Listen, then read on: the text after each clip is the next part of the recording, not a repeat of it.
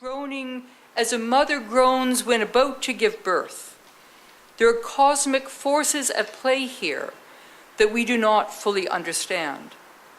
But we do understand enough to want to preserve it to the next generation.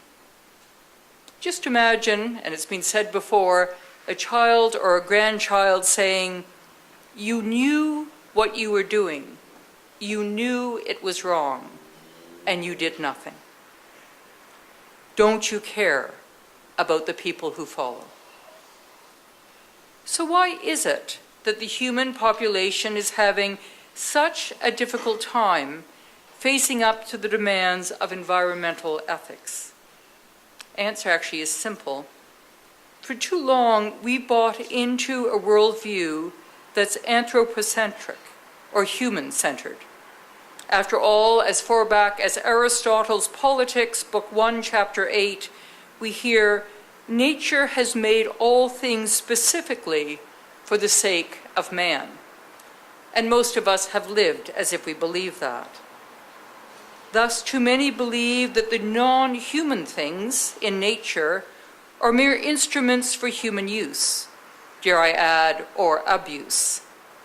We need a more holistic understanding of life.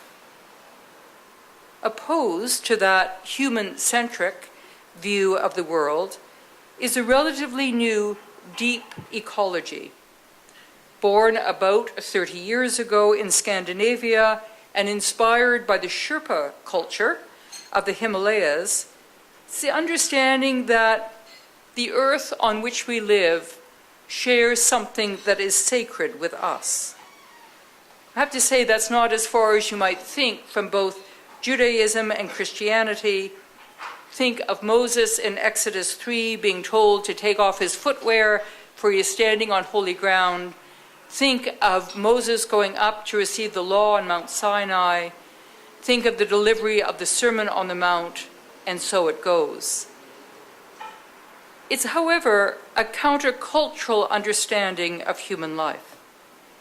It's worth mentioning that by the 1980s, that deep ecology movement was seen as pluralist and still as bridge building, an ecological egalitarian ethic accepted to the most of the world's religions.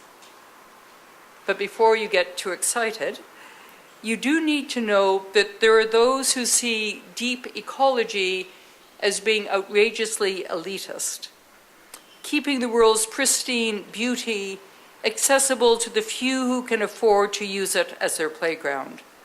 So I'm not going to go into it any further. In the end, I have to say that I believe the problem is remarkably simple.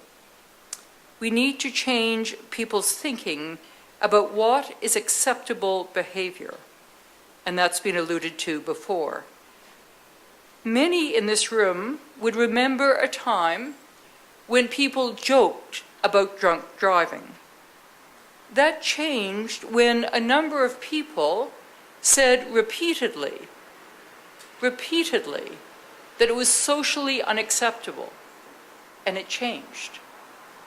Some people in this room would remember a time when domestic violence wasn't something anyone acknowledged.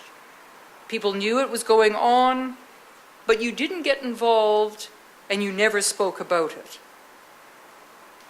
People followed along like proverbial sheep.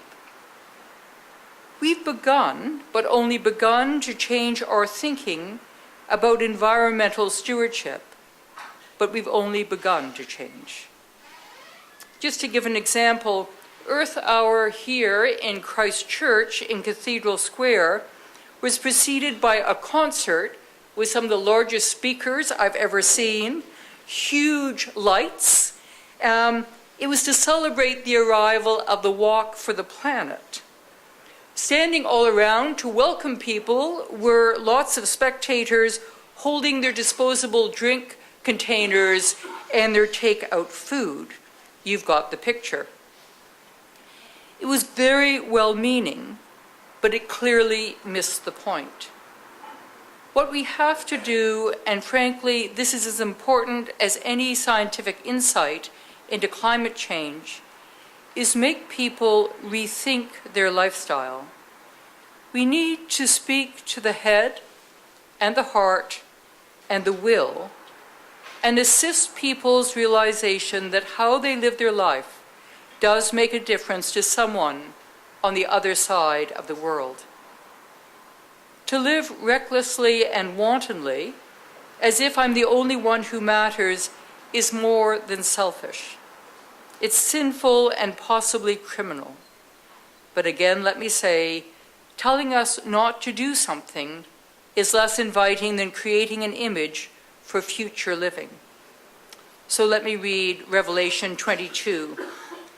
Then he showed me a river of the water of life, sparkling like crystal, flowing from the throne of God and the Lamb down the center of city streets.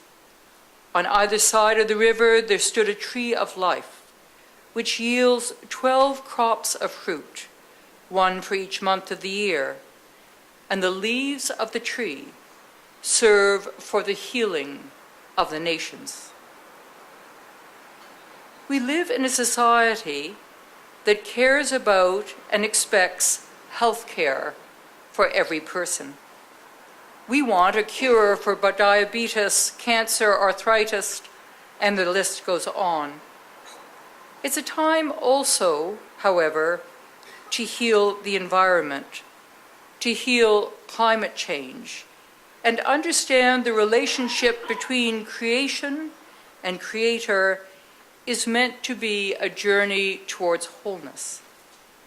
Perhaps the healing of the environment, the turning of the direction of climate change, is the banner to bring folks on board. Picture a photograph of planet Earth taken from space. We've all seen it numerous times, with the caption, "What on earth are you doing, for heaven's sake?" Thank you.